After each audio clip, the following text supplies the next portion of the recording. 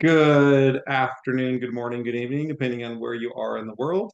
I am Brian. To my right, left, bottom, below, depending on how your screen organized, is Desiree, as well as Melissa. We're all here to get you guys going on Revit Radio. So for those who haven't been here before, see a few new names. This is all about you asking questions, and the questions you ask are what this show's about. So if you don't ask questions, you have to sit here and listen to us all talk. Although it does look like Marta had a few preloaded questions up, so we're looking pretty good there. But if you do ask those questions, please put them in the question and answer pod, because for us, it's easier to keep track of as a team. If you put it in the chat as everybody's correcting me or telling me I'm crazy when I describe things, that often comes in and overwrites so many things that we won't actually be able to see what's going on. So please put them in the Q&A pod. But then again, feel free to correct me, tell me if I'm wrong, tell me a better way to do something. It's what we love the most. So we stop being wrong when we're doing something.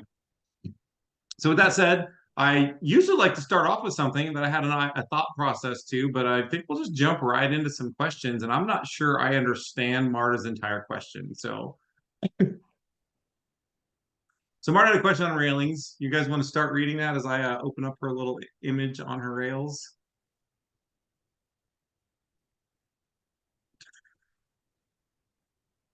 Yeah, all right. Oh, yeah.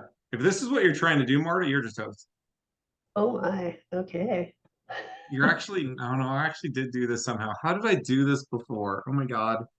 My sample railing file used to have something on this. So Marta's question was, I'm assisting a peer group in making a Revit railing system family for a railing they are envisioning. Their design consists of a top and bottom rails and tension cables and a front of a screen.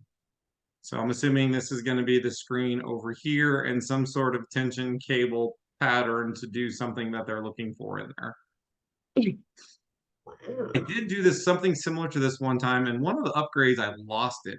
I'm trying to remember now. Did I do it as part of the top rail? I thought I did it as part of a rail. I think it was part of the top rail. So when you have a top rail and start coming in here and trying to add this, and I'm not 100% sure, Marta, if it's going to ask your question. I'm not even sure this is going to work. But if you're using a top rail as part of your rail, or even a handrail, you can tab to select that. And when you do that, you can then come in here and choose to edit the rail type. Once you do that, you can start coming in and saying, cool, I want to edit the path. And I believe you can then start drawing the path inside of here. It'll let you start coming down and drawing different shapes. You could go in and do an arc. I don't want tangent arc. I just want an arc. Let's just come from here, find that endpoint. Where was it? There it is. Come up here with an arc. Did I miss it? I thought it was an arc. At any rate, you can start drawing some shapes, and when you get into this, you can say finish. What it doesn't do is necessarily clean all of this stuff up, but it will allow you to do that. The reason why we have that is that sometimes people are going to be like, oh, that's cool, but I wanted to extend this down to the full floor, or I wanted to do a little curved circular pattern, or whatever it is you might want to do there. You can go through and start doing that, and I can be able to see from that angle. So, then I could come in, cool, let me go edit that path. I'm going to delete these little lines I drew over here. But the whole point of it is then we can be like, cool, I wanted to draw this. I wanted to come out a little bit. And then I wanted to do a curve where I came from. Why is the curve not snapping for me? Am I doing tangent? Oh, I was doing tangent curve. Then I wanted that to snap to there. And then basically maybe I wanted to go straight back to the rail again. Line from here to here, or whatever it is you wanted to do. So it gives you the capability to draw that path. No one said that path again had to be continuous like you saw me do. So I could come through there and be like, great, let me come back here and draw a line from up there down here. But again, what you will see, and I have not found a way around this, is it's always trying to make these things like plumb cut or vertical cut or whatever. But it does make it as part of the rail, allowing you to do that. Marta asks if she can change the profile of that path. It's all going to be the same as the top rail. So, but what you could do, and what I do often, is when I need to do something like this, see, I probably have it buried into this rail if I zoom around and look. Oftentimes, I will build one of my top rails with a teeny little profile that's nested inside of it. And the reason why I do this is this one allows me to host these fence posts to it. So oftentimes I'll just build like something with a different profile inside of here, but the profile does have to, let me say, as I'm saying that, I might be wrong. So if I did do that and I come back and grab tab select to get to that, and I say edit rail, you can change the profile, but it is going to change it all of the way. So if I went and grabbed a different profile like this, it's going to completely break, but you'll see it's going to do it along the whole path, not along in each individual piece. So it'll let you do it, but again, so if you're trying to bury that in, or if you're like, I need this to be 1/2 inch by 1/2 inch, if you had a 2x2 with a top, cool, you could embed it inside of it, and it would, you would never really see it. But unfortunately, no. And the thing you can't do when you're editing that path is you cannot get rid of the original sketch line. You can get rid of any additional line you put in, but the original part that aligns with the handrail sketch line, the overall railing sketch line, is not going to allow you to change that. You can add to it, you can take away from it. You just can't do anything with it there. So, but one of the things I did see, and I'm gonna open up that email again just to see. It's like sometimes at the top, what I've done is like, oh, let me draw another little horizontal line across here and down here. So I end up with a lot of overlapping surfaces, but that will then miter those corners to get them not to be straight. So you could like come in here and go up, over, down, and keep doing it. And that way, therefore, they would all miter together. But you would then have like a crap ton of overlapping stuff up at the top. I didn't understand what these PDFs were showing me here, like on this. So I mean, I was assuming it was just this, some sort of, hey, this is what we're really looking for, etc. In something like that, it's going to be so crazy. You could do like the one general contractor I saw where the entire project was drawn with walls and edited profiles. I joke they even modeled their stairs that way. They drew a 4-foot thick wall and then edited the profile to look like stairs. You could do that here, all edited walls and profiles, but in something like this, honest truth, I would just start doing some sort of in-place family because it doesn't look like they're getting this to repeat in any way, shape, or form. But if I just did my own family, I could come in here and do it as a family and then mirror it, etc. But I don't think there's going to be any way you could accomplish this with the actual railing command. Honest truth, if it was something that was doing a lot of repeating as well in like a scenario like this, you could also just do it in as adaptive component with points that are hosted and then give yourself parameters for how far each point is across from the endpoint, connect those with your little cable look, and then have these be adaptive components coming down as well. And you could literally do all of that with adaptive component families as well. So that might be another thing to look into. So the other scenario on that, I'm just gonna finish this. So what I meant by an adaptive component, and I'll just finish that, is I should have one I can load in, insert, load family, go to my 24, go to my adaptive. What do I call that? Rectangle 2 points. Now I'll come down here to my families, under my generic models. Here's my rectangle 2 points. Probably don't need it to be 6 by 6, so we'll just go, do I have a smaller one in there? I don't, so we'll just grab this one. I will just change the size to be like 1 inch by 1 inch. And I probably want it to be center and center, so I'm gonna get rid of the left and I'm gonna get rid of the top. It's okay. But again, with this scenario, you're also not going to be able to worry about the miters. But if I were to come in here and grab this one, right, I've got this adaptive point. So I can actually grab this and host it on this rail. So I could use the top and bottom rail on it. And then I could come up here and host this on there. I then have families built into this. Oops. I then have options built into this. So am I extending it? So am I going to have an indent on either end? You could probably build angles in on it if you wanted to. I'm not going to get into that. But then I could start coming through here and starting to host, spin this around this way, and starting to host just this in there and what I want. And the nice part about that adaptive point is if you select it, it's going to actually, you could come in here and say, cool, what is my segment length going to be from the beginning of this line? That needed to be exactly 1 foot away. Then I could come up here and grab this adaptive point. Come in here and say, cool, I didn't want normalize. Again, I wanted segment length. I'm going to go from the end of this line and be like, cool, that needed to be 2.5 feet away or whatever. So I could start coming in here and playing with those and redoing those. You would have to place every single one of these independently. Cool, I'm going to host this there. I'm going to come back up here and host this onto that edge. And then again, I could start going through and playing with it.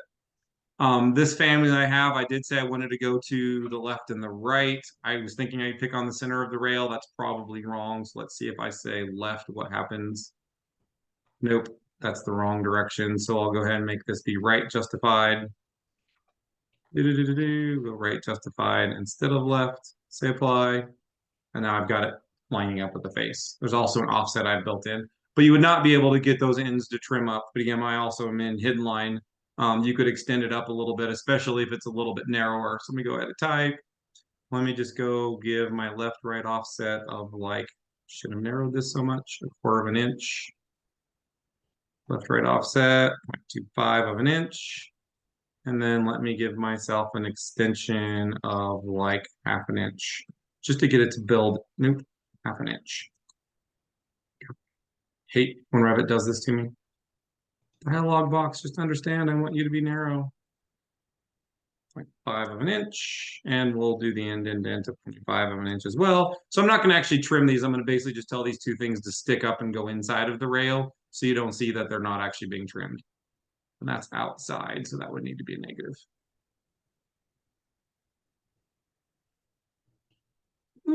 So this is probably how I would do it. I'd draw my rail with the top and bottom, and then I would use an adaptive component and draw those across and do it that way. Mhm. So Michael was saying he'd consider using curtain wall for that, which I'll admit I was thinking that myself. But even with the curtain wall, you can't get all the mullion profiles to go at different angles. You can have all of them go at the same You'd angle, have but to have a even couple. you'd be nesting a curtain wall inside of a curtain wall inside of a curtain wall inside of a curtain wall because every single one would have to have a different angle. And I think that would be too confusing when you actually got there because none of these are there. And on a curtain wall, all your mullions are going to go vertical. Unless there's something I'm missing on the curtain wall. But for me, I would still make this a handrail. I would still make this a handrail. But the other thing that I actually laugh on this too is you're drawing this as a bridge. It's not going to be straight. You're actually going to have a camber built into this bridge. I only say this because I've worked with a few architects designing bridges, and I actually model it with the camber built into it. So your railing isn't even going to be straight. It's going to be slightly arcing each direction. But that's just me. I actually model the camber. But for me, when I see this is 100% an adaptive component family. And I could even I could take that 2-point family I have in there, so you could build an actually adaptive component family, which has a path up here and a path down here with points on it. Then you nest the adaptive component family to those points, and then you set up parameters to move those points so you could play with it very easily. And since it looks like it's trying to repeat, it would then even repeat as you kept doing it. So that's personally how I would do it. When you start going around the curve too, you're not going to be able to do this easily as a curtain panel. I'm assuming this is a rail. This is the plan view, I'm assuming. And if that was the case, then still I could do a curved rail and still host my adaptive points to that as well.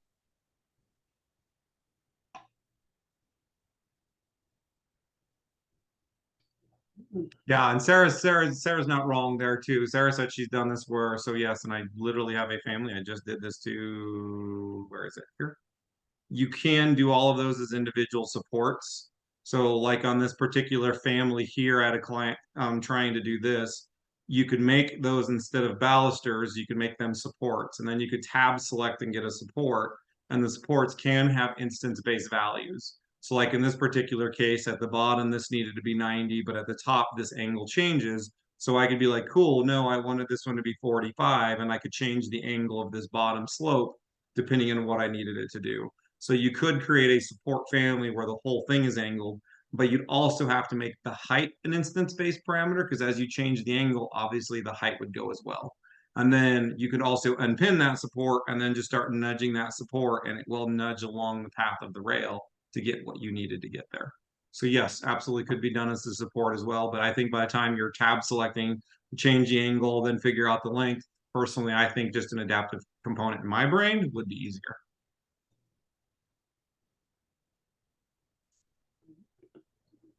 And would you have the screen as part of the adaptive component or just kind of running through everything?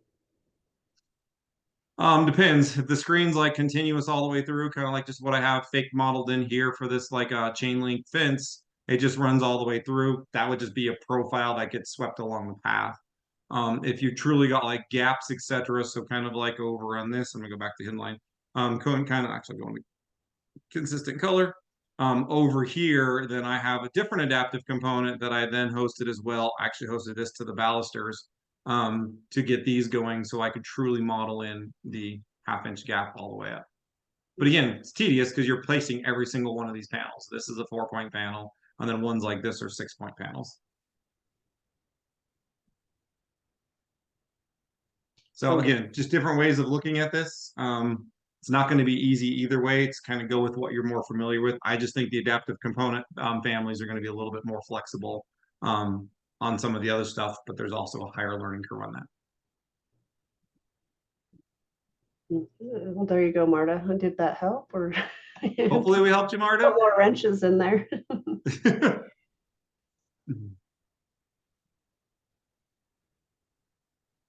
Okay, well, I guess we'll see. Hopefully that helped.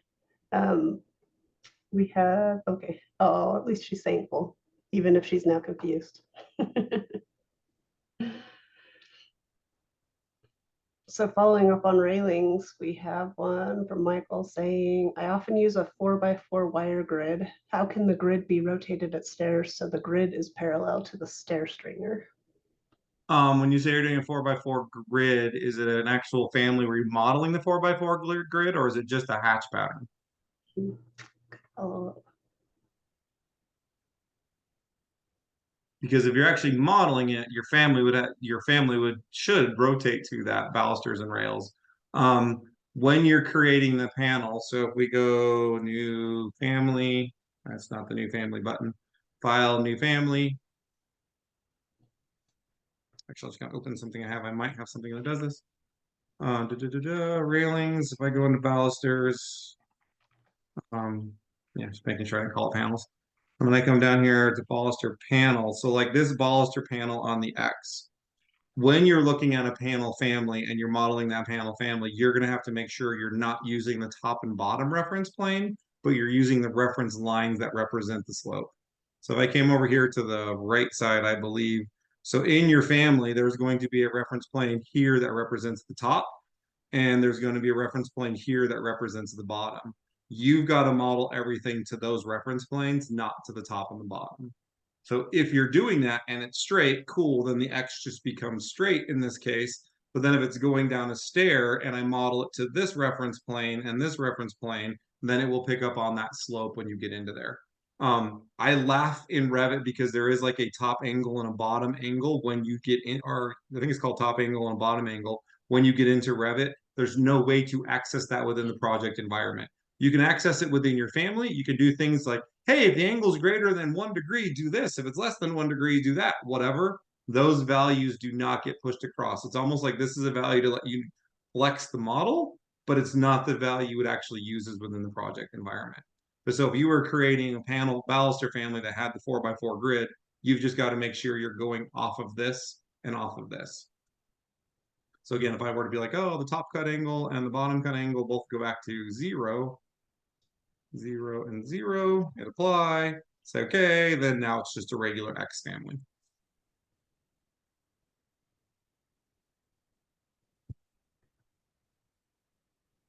Yeah, your rails would have to do the same thing. So if you're like, I want the rails to go perpendicular as well.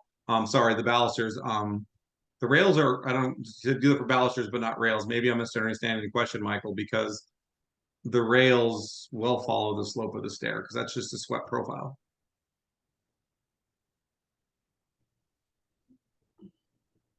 So I don't know if I understand the question on the rail side of that.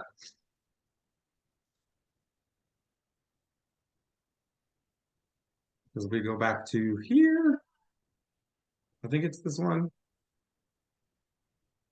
Nope. That's the panel. Don't need the panel. Go away panel. Go away panel. Nope.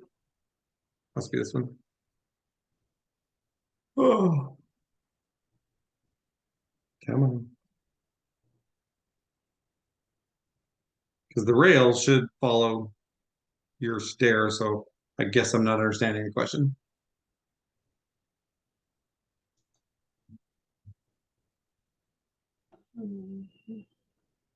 So the rails follow the stair slope, but the spacing changes.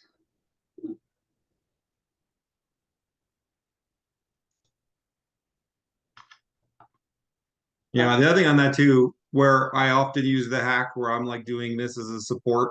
It's like these all in here, not balusters. These are supports. These are railing supports. If you wanted those to go perpendicular when you're doing things, that's the downside is there's no like, hey, I'm gonna automatically pick up on the slope of the stair. They don't have that in supports. So if you were trying to do it as support so you can unpin them and move them around because you said the spacing changes, that downside is you would have to build in, as I think Sarah said earlier, like an instance-based parameter to that or a type-based parameter where you can do it.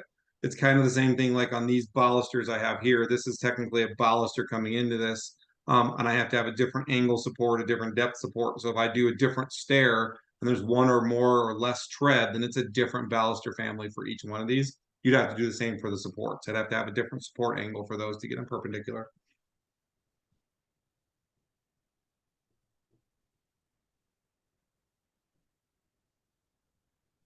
Oh, the rail spacing is measured vertically. Yes, you're correct. So what you mean is like when you do your spacing on your rails, this is a 4-inch vertical spacing, not along the path of 4-inch. Yeah, you're correct. You're just gonna have to start doing some math on there to figure that out.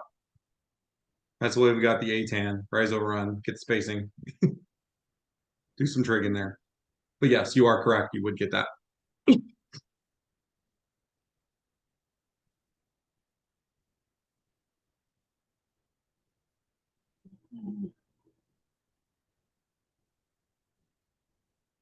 Oh, and Sarah says, and she had a follow up to that too, saying when they do a mesh infill adaptive component, the mesh grid pattern aligns with the first edge of the place component. So yeah, if I was doing like this panel over here and this panel, where am I? This panel up here, if I were to switch that to mesh, I did not play with the edge of this, but it's going to go here. So if that would need to be perpendicular, it would be parallel to probably points 1 and 2. So probably over here is what Sarah's saying. So wherever I put point 1 and 2, it would be perpendicular to that. So in this case, I should have done 1, 2, 3, 4, 5, 6, but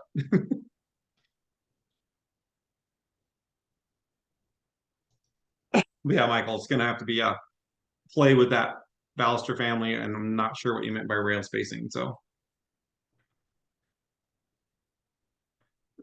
but it's good to see Sarah's actually using a mesh or adaptive components for their panels. I'm not the only crazy person doing this.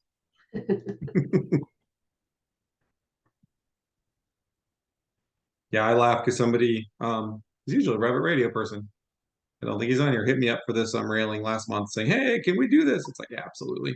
Because they were doing something like, you have to use Rhino inside Revit to get that as a railing. And it's like, no, you don't. Here's one railing. The funny part is if I come back and repin these supports, I only said give me 2 supports and equally space them. So if I tab select to get that support and I repin it, it just I gave myself 2 and they randomly ended up, spaced apart. So I have to nudge it down to get where I needed it to go. But still doable.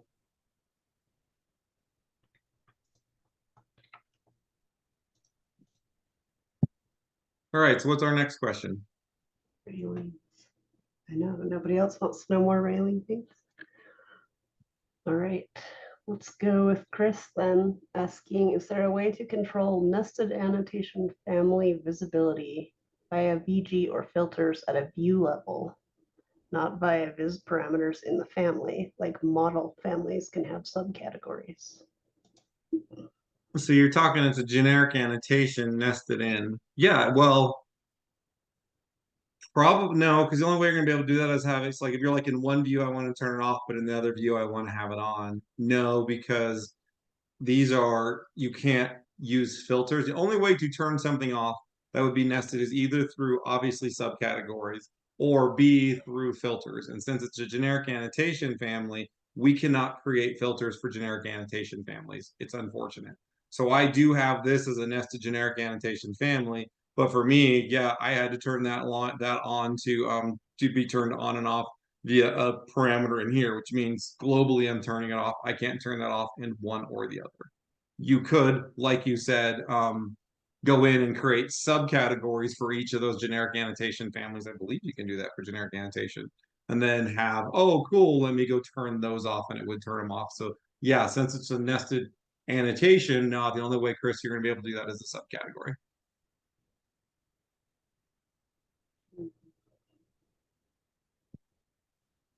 Unless anybody else can come up with something. But yeah, it's one of my things. I wish I'd been able to filter out tags too.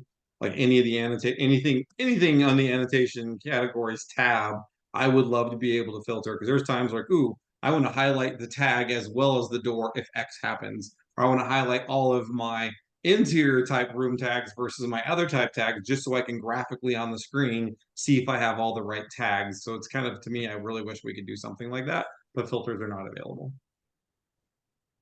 So sorry, Chris, that's all I got for you.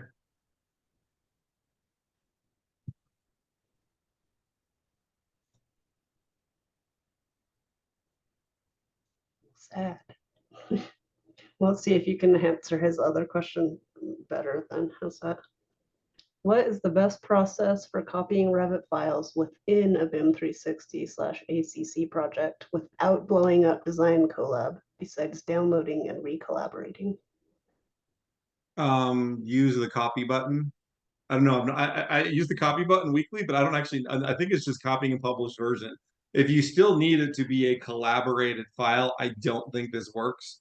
But I know when you're on a project, if you select a file and you come up to the drop down, you can copy that file over. But what it's doing is it's just copying that over to here. So these are not collaborated Revit files once you copy it. I'm pointing this out because, like in this here, this is the one that the contractor is using for clash detection. So every week we copy those files over. They can just copy it and it goes through. But again, then by doing that, these, as you can see, are not collaborated Revit files like these ones. I got the little icon saying, hey, this is a collaborated Revit file. Down here, these are just copying the published RVT and moving it over. So these are like probably single user. You're not going to be able to see them through the open dialog box, etc. So yes, you can copy them over, but it is going to blow up any of the collaboration stuff you need from Revit. If that's the case, no, all you can do is download it, re-collaborate to the cloud into whatever new folder you want it into, and set it up that way. So that's a weekly task you got to do. Sorry, that sucks. Find an add-in that'll do it for you. What a super answer. So this is going to be me admitting I haven't been able to play since we got Bridge, but that's between different projects, right? No, this copy here just lets you do it to the same thing. So when you Right, grab, but I mean, Bridge, if you're using Bridge, that's from one ACC project to another one, right? that is correct. And you don't, but again, even though when you're using Bridge, you're seeing the published file, not the Revit file. So if you're like, oh, I need to bridge an entire different project, I have several clients doing this, like, oh, we're still working on task order 1 for this project, but we're adding another building next to that building. We don't want to have to keep doing it, but they're separate projects, or even separate architects are owning them. We literally are using Bridge to bring Bridge from architect A over to architect B so we can see the model as they do it. That'll affect our secondary building to what they're doing. I've also used Bridge, and this is where it's very effective too, is I had one client who went in and wrote all of their own stuff for ACC. So they're running a lot of scripts off of ACC off of their Revit file. So they're like, no, no, no. And it was a structural engineer. Like, we want to do our own ACC and then move it to your file. I'm like, yeah, no, we want your stuff live data. I don't want to rely on anything. So we bridged back to their project folder, and literally they're just running their scripts on that bridge. Like, this is great. We don't, now we're just working over here. We don't have to remember to publish it before we run our I was gonna say Forge. It's now Forma platform or platform services add-ins, whatever the heck Autodesk is calling it this month. And it works great for them. So they're bridging it back to their own thing, just simply so they can run all their like Revit, their structural engineering software add-ins they've went through and set up that way. So yeah, but yeah, if you're really still need it to be a BIM collaborated file, you have to download it. You have to go up to Revit and do your collaborate within the cloud, and set it up that way. Sweet. Come on. I moved it off the screen. Now I can't get it off. It's like right in that middle area of off the screen where I can't get the grips. So yeah, again, all of those options are giving you the published version.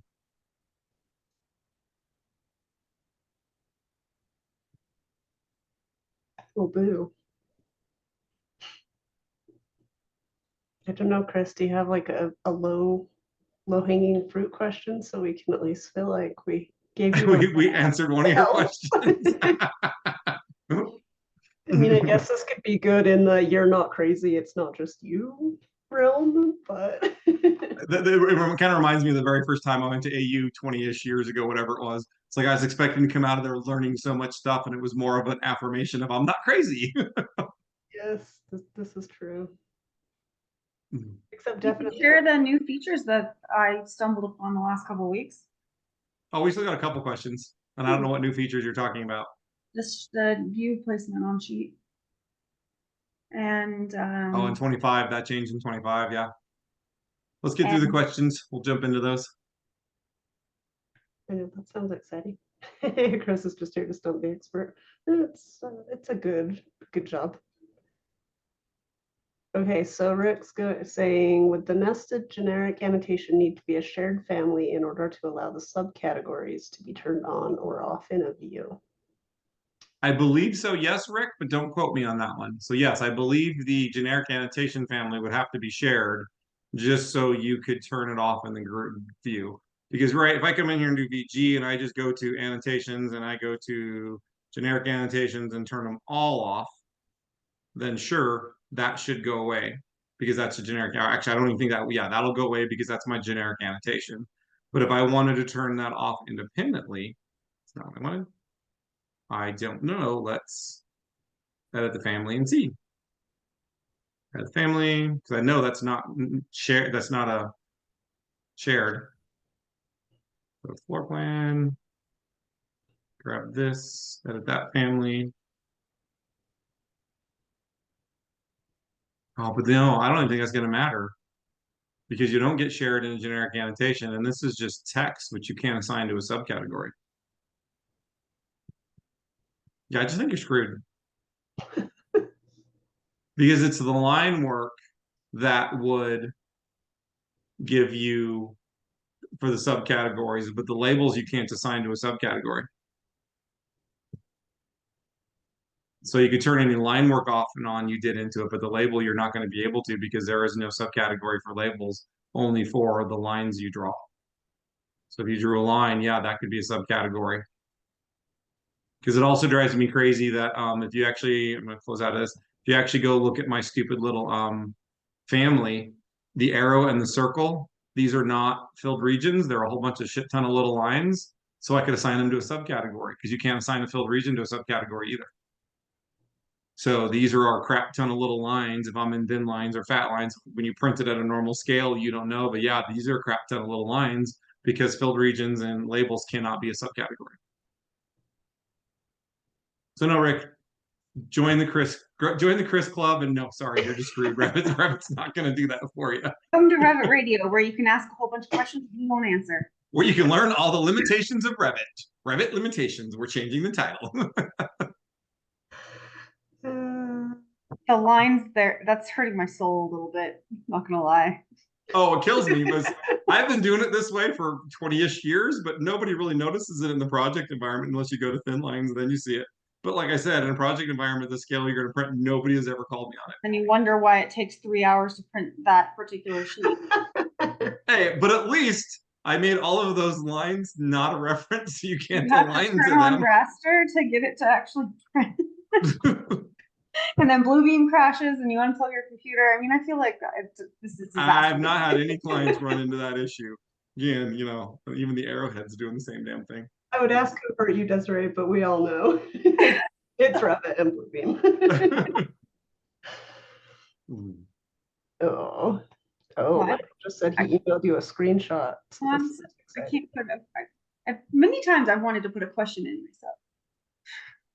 Yes. Other Michael, do we have like 3? Oh, we just have 2. So other Michael, yes, we definitely do like the fire rating. Our hatch is a bunch of lines.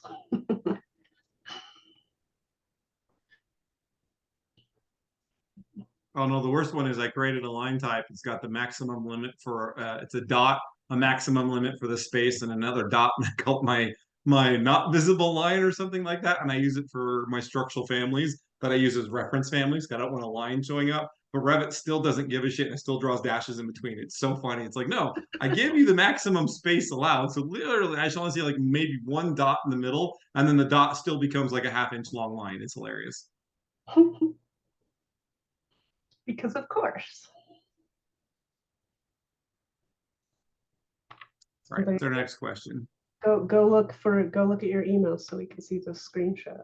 Oh, yeah, this is going to be where you draw that angle. So where like you've got so when you're modeling that on the angle, you've got to have these be attached. Oh, I see what you're saying, because like this is still attached, but you've got to have these get cut off, or you've got to build like a void into the family. So if those get rotated, then the void goes and hence it cuts it off on the vertical part. So these will all still be there, but they'll get cut off. And then same thing here. You've got these ones coming across the top for the spacing, and then there's a void that cuts them off. But when you're back to zero, the voids are on the side, not cutting it. No, but then that, yeah. So this is not going to be a fun situation. It's one of those things in Revit. This is one where you could use a curtain wall panel for this, because you could change all of them to be the 14.789 degree angle and they would all rotate. Well, so Sarah, would your mesh infill adaptive component do this correctly? It would. You've just got to build those voids.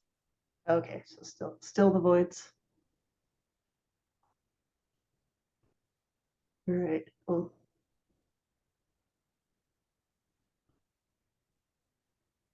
it's a lovely railing, though.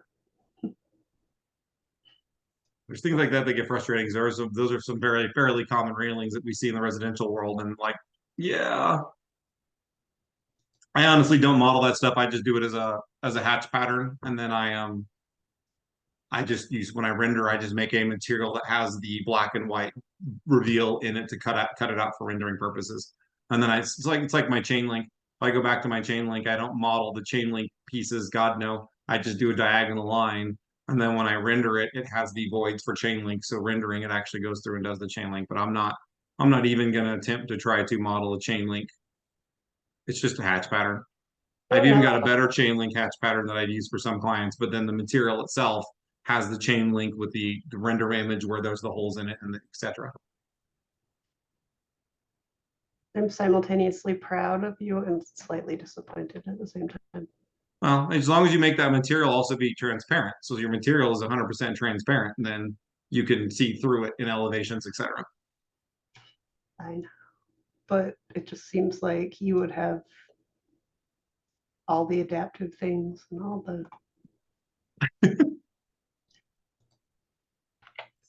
I just don't know what to do with this. All right, let's go to Michael's other question, so I can feel like I'm accomplishing something. All right. So the other question is about interior wall-based trim. Do you use a sweep, a slab edge? I don't use a sweep. Adaptive component? I don't use it. I have done adaptive components in the past, especially when it was like a custom profile on a curve, because then I could do a 3-point adapter where I pick the start, the end, and then the radius, and it'll follow the curve beautifully. So yes, I have done that.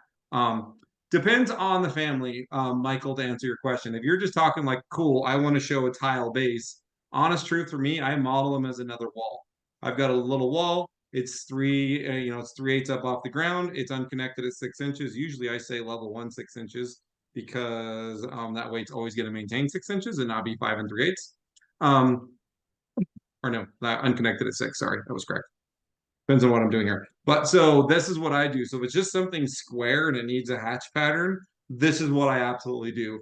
Part of the reason why I do it this way as opposed to a sweep or as opposed to a slab edge or something like this is I could, if I wanted to, use the align command and grab this line and align it to that. Since it's a wall, it's a system layered family, I can align the hatch pattern.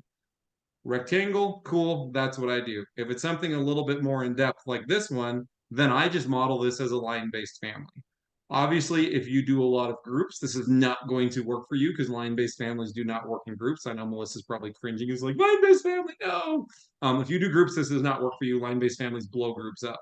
But for me, I like it because literally this is the same family I have, and it's a save as, and now I've got one with a different profile for this. It's save as, I just changed the profile. If Autodesk would ever let us parameterize profiles, I wouldn't even have to do that. It could be one trim family and I could have 500 different profiles in there. The thing that I do have on these, and I'm just going to delete this wall here. The thing I do have on these in my trim family, the reason why I like it this way is I can go a little bit more crazy on this. So if I come off here and say, cool, this isn't going to be a dead corner or one of these, sorry, it's the start I did. So if I say it's not into a dead corner, I automatically have it getting mitered and going back to the wall, right? So I can come in here. You're not going to do that with sweeps. You're not going to do that with anything else. On a sun area like this, I can have the check availability to say, hey, it's going to go into that. I can also then come in here and be like, cool, I have angles on these. So I can start to have, oh, I got to uncheck dead corner on those. So I can have the angles in here so I can start going around corners. If I wanted to pull this around the corner to here and have another piece of trim go back, or I could, do an inside corner if I really wanted to and do -45. We could do that. These are also millwork families.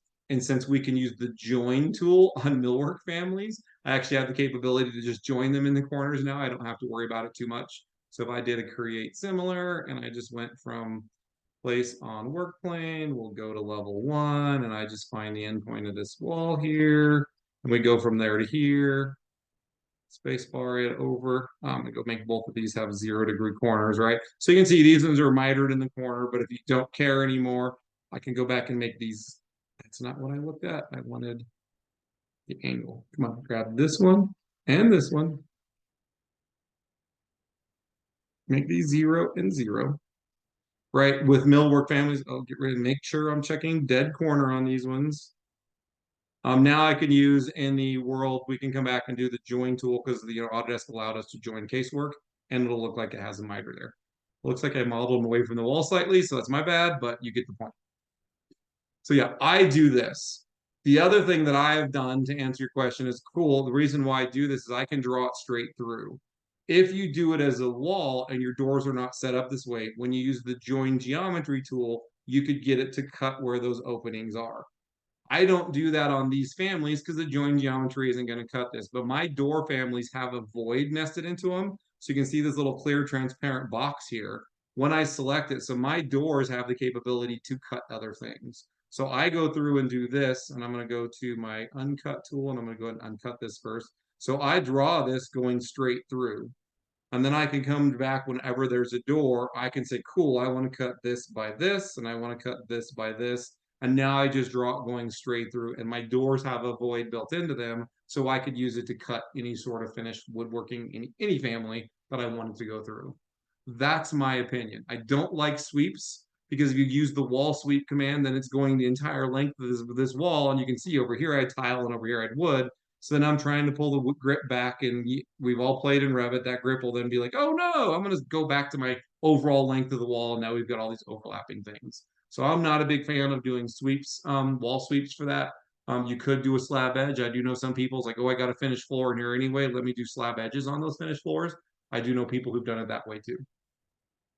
But that entails you are modeling finished floors in all of your building and making sure that the finished floors are actually then to the face of the wall, not the center line or whatever half people do.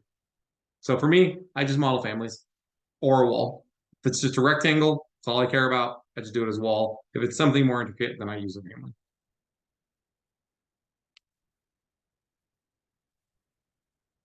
So hopefully that answers your question, Michael. And again, I know there's, as the last civil chat said, multiple ways to skin a cat on that one. Yeah, so he also says, I use a similar line-based family for exterior trim, but I run into a problem where Revit doesn't like two adjacent pieces with the grip on the same side. I usually have to rotate one of them 180 degrees. I don't have that problem, and actually, if I grab this one, you'll see its grip isn't well. Not that I extended that one, but so I have like I drew this here, copied same place, copy paste same place, put it here, or I could do the same thing, copy this the same place, paste same place, and then I could make it my I probably have crown molding, and then I could boom, and they just all have pre-built-in offsets to them, so I can get multiple things on top of them having this. The other reason why I like it as a line-based family is if I go back to a floor plan, in my floor plan, I can actually have different line types to represent what I've got going on in there. So here's my base, here's my chair roll, here's my crown molding. So I can go through and have different line styles on like my finished plans to represent here's the extents of those. I'm obviously not going to get that with a wall command. So I've built that into it as well. Oh, that's actually interesting. I didn't ever look at this before and realize that it actually, when I cut it, it actually cuts the line too. I'm surprised on that. I would have thought the annotative line would have ran through and not get cut at the door. That's a happy surprise.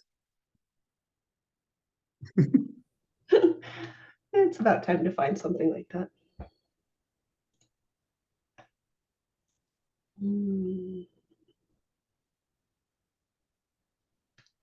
Okay. Since we're going with lines, let's move over to Ben's question. Is there a way to create different match line styles similar to reference planes to show through plans and elevations? I'm currently using a custom grid for a workaround.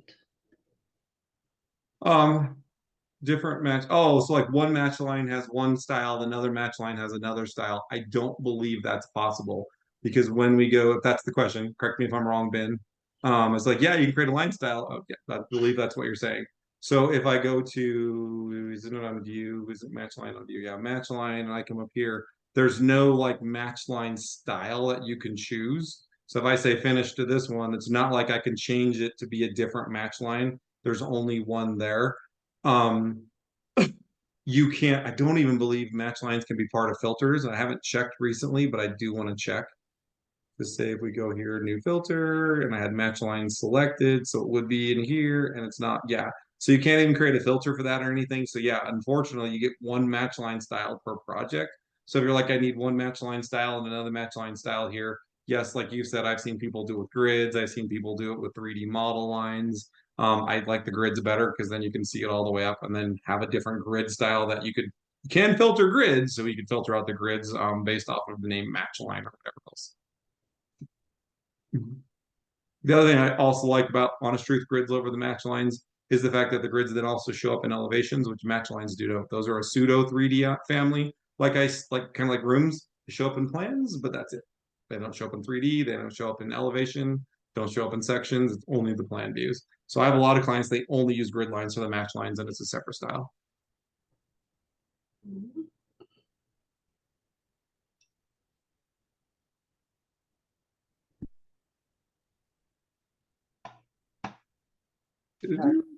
Rick says there's probably a Revit idea out there about it somewhere. That's probably Michael, did I have a follow-up question to this? Do I have separate voids for my door family? Yes and no. So Michael's question is, your door family, you have multiple voids to cut the wall framing and the trim. No, what cuts the actual wall is the opening that's built into the door family. And then I have a void on either side of the door. I haven't parameterized either side yet, but I need to. Then it's just a void on either side of the door. This void isn't cutting anything in the project, right? There's no cuts geometry in the project. It's not doing anything in here. I just have to make sure the cuts with void when loaded is checked. Any void in a family that's not cutting anything within the family, as long as you have this checked, will then cut objects within the project. So yes, I need to come back and parameterize, trim width on the push side versus pull side, etc., the void overlap, as well as the depth. But the other reason why I like this is I can control the depth of this. So if I go back to that little project we were looking at and we come back over here, most people just use, like if you're drawing a wall, the join geometry. But if I come back here and look at this, if I came over here and uncut this one, you'll see that mine, where I use the cut tool, it's stopping at the void. So it's showing me that this fat trim is stopping at the casing, right? But the opening doesn't stop there. So if I come in here and say uncut this by this, now I come back and say, cool, let me join this wall to this wall. Now I've got that thicker trim running to where the opening is. So that's the other reason why I built it in, is both of these trims are thicker and I don't want them running to that the edge of the opening. I want them stopping at my trim, casing, whatever you want to call it. Yeah, no, you can have an opening and a void in the same family as long as those voids aren't trying to cut the wall, the host. The voids can cut other things, they just can't cut the host. all right.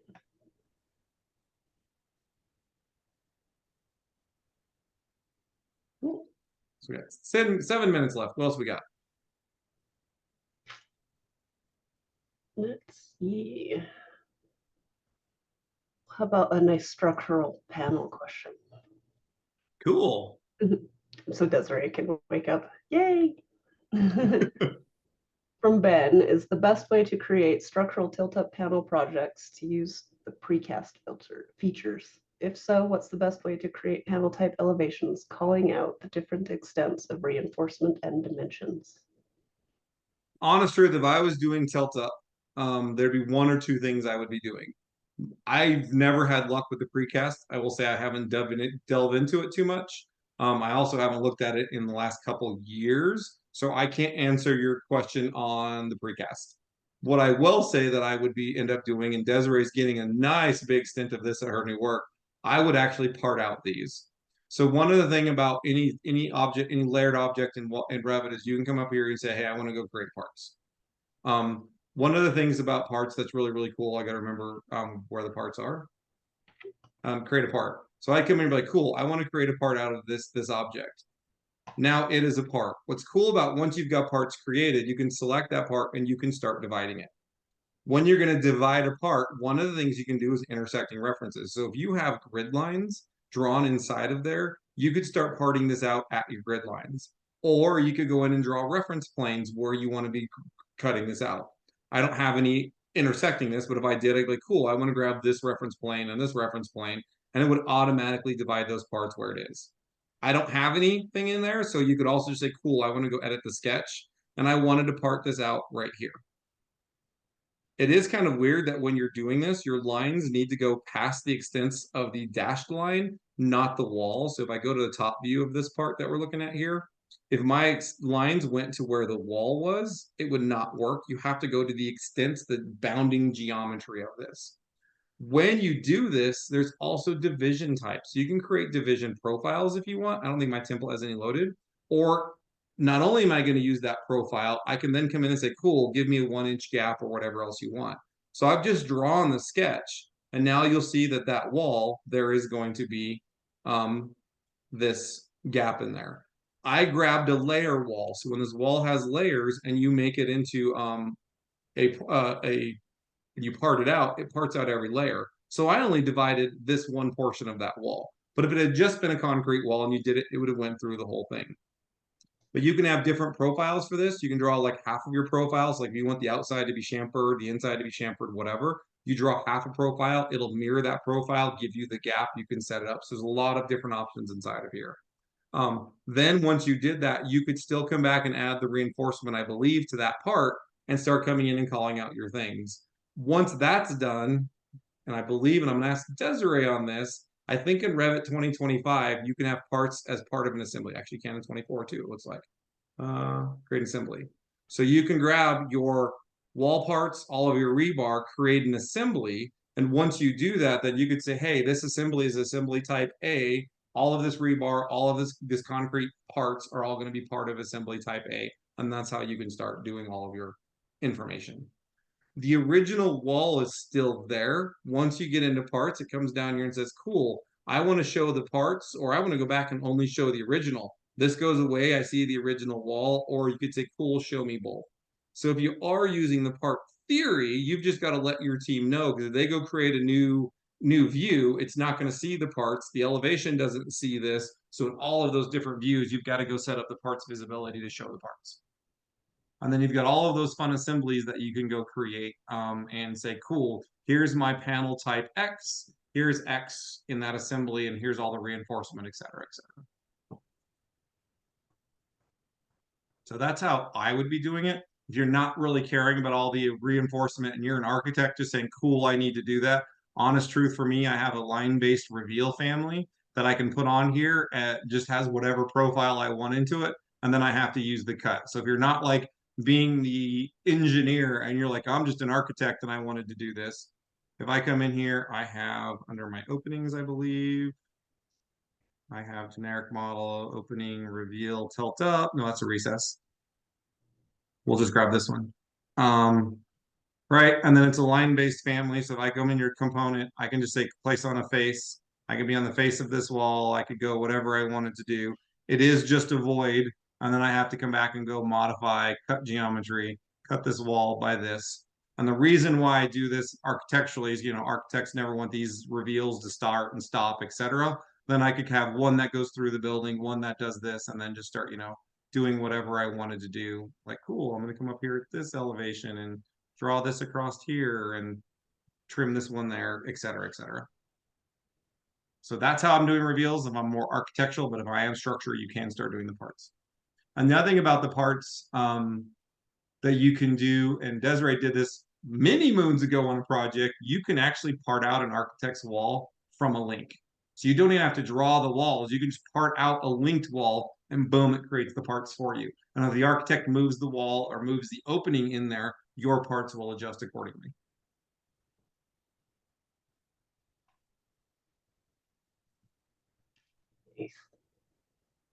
And then Rick did ask a question, can the parts visibility be set up in a view template? Yes, it can. So hopefully, Ben, that answers your question.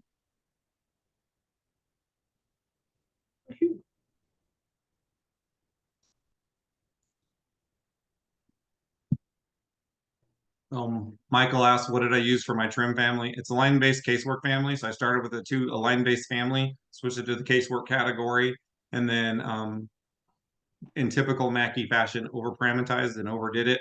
But I do have voids. This is how I cut the ends off. So the sweep always returns back. And then when I say I'm gonna have an inside corner or an outside corner, that sweep actually extends out and the void cuts it, or that void also has an angle on it. So when I need angles. So just generic model line based, and then I switched it to the casework category. Because I believe that most of the trim is done by mill workers, so I think that should be part of the casework. But that was me. So generic model line based, switch to casework.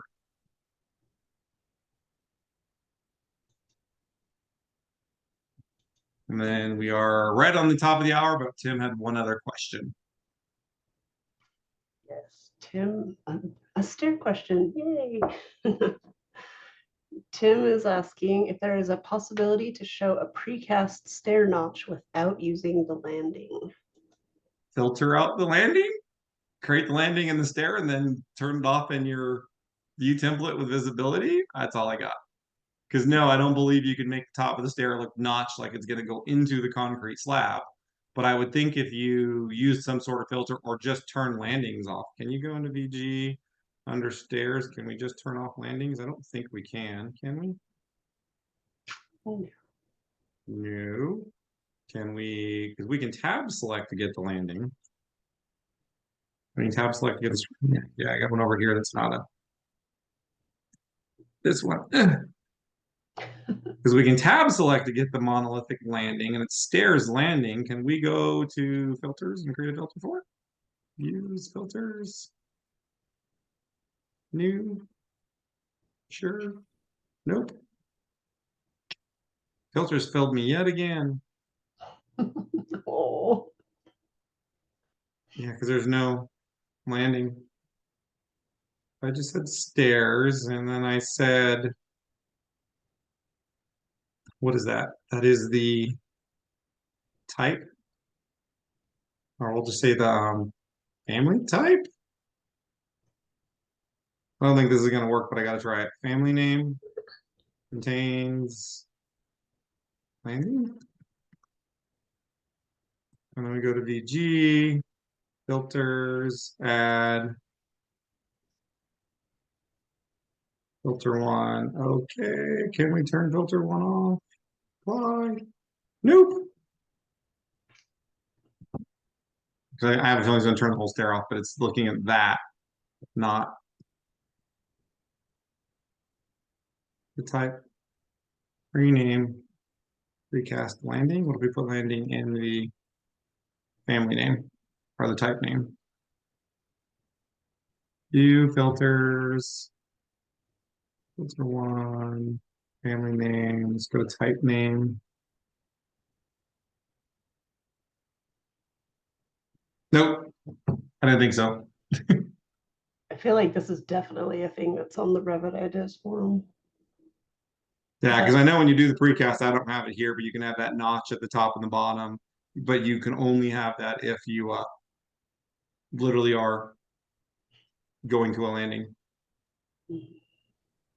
Great cut. So I went and Notch. found my paper about parts through links. You want to hazard a guess of what year it was? 2014. 13. But regardless, I'm old. Not for a few weeks. Yeah, so on that one, I was going to ask that question. Desiree did teach a class at AU on it. So if you go to AU, search for Desiree 2013. Desiree Mackey, you'll see the AU class on it. I'm pretty sure the information's a little outdated. No, they haven't changed parts since I think that was the first year you could do it through a link because it came out in 12 and Yeah, you did it in 13, and that was the year you correct, could do it through a link, and that's the only thing that's changed on parts in the last correct, 11 years. correct.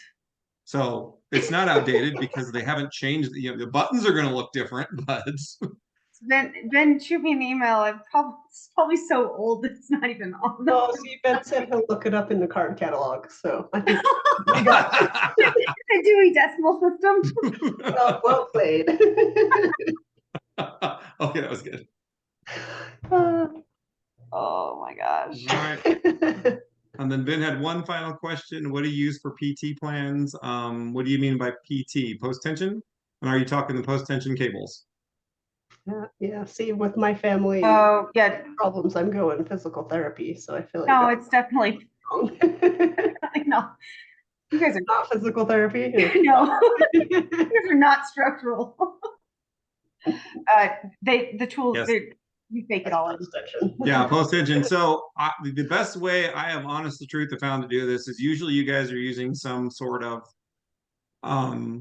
analysis program to tell you where to lay out the post tension cables. I export that out to DWG. I link that DWG in, and then where I need like the symbols and stuff for the end reactions, I have just generic annotation or detail component symbols that I go ahead and put on in that view because you usually only need to see it in the one view. I put those at the end that have the data. That is no great thing. And I find it even hilarious because I believe somewhere in our structural, we even have like post tension or cables or something that they added in the structural. And I'm like, great, are they going to work on that? And now we have nothing. Yeah, structural tendons. It'd be really cool if we could actually do something with those structural tendons. I had one client try to use those DWGs and use Dynamo to actually place an adaptive component. It would find how many end lines there were in the DWG, figure out, oh, I need this 10-point or this 8-point or this 4-point adaptive component to bend it around things. And it was just kind of like so much work, like, yeah, screw this, we're leaving the DWG in. So would it be possible? Yes. Is it worth it? No. Just, I'm assuming you're doing that through an engineering, an analytical software, just link the DWG in and call it a day. And when somebody says we need to, run clash detection on those cables, say, cool, look at the 2D drawing. It's even a lab. So I think that's it. That's all the questions. Two things I did want to talk about, bring up at the end. There are a couple conferences coming up since I know we are out of the days of the conferences. There are two conferences coming up. One was BIM Invitational. Michael Freehart, who is on this call, I know is trying to run one of those. That's coming up in July. And then I think coming up shortly, and I got to remember what the name of it was. It was like a BIM for small people out of Cleveland. And I know Nick Katir is doing it, the Revit Kid. Isn't that niche BIM? I feel Revit like you Peer. just said that wrong. What was that?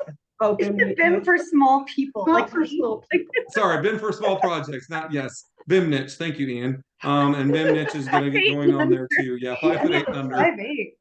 That's tall. Yeah, Brian's 5'8". way off on What that. are you talking? That's like average. That's average height. So sorry, BIM for small firms, small projects is what that one is too. So you do have two of those. So you got your BIM Invitational and your BIM niche, depending on where you're from. Look at those if you guys are trying to get back into some conferences going on. I'm 6'3", I'm human size. What you don't know is Desiree standing up right now, and she's barely as tall as the little fireplace she's next to. So We're so lucky I'm a whole floor away from you.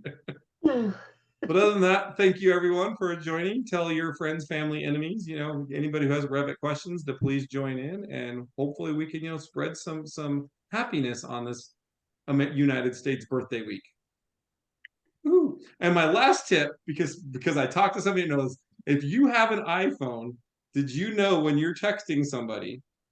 Gotta make sure I'm getting here. I just did this one. Did you know that when I'm gonna hold this up to the camera here, and hopefully you can get it. Test.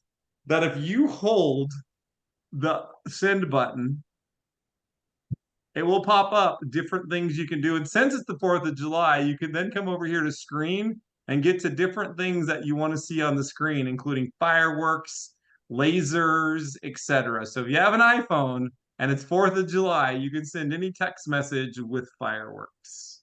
Brian doesn't get out much. He's very That's my latest tip for all of you who are going to play. For the people that are still left, has anybody tried to print a 3D PDF out of Revit to Bluebeam? Oh, wow. That's been a long time. because I just went to do it last week and was unable to do so. And I have concluded that Bluebeam just hasn't developed that part of the attic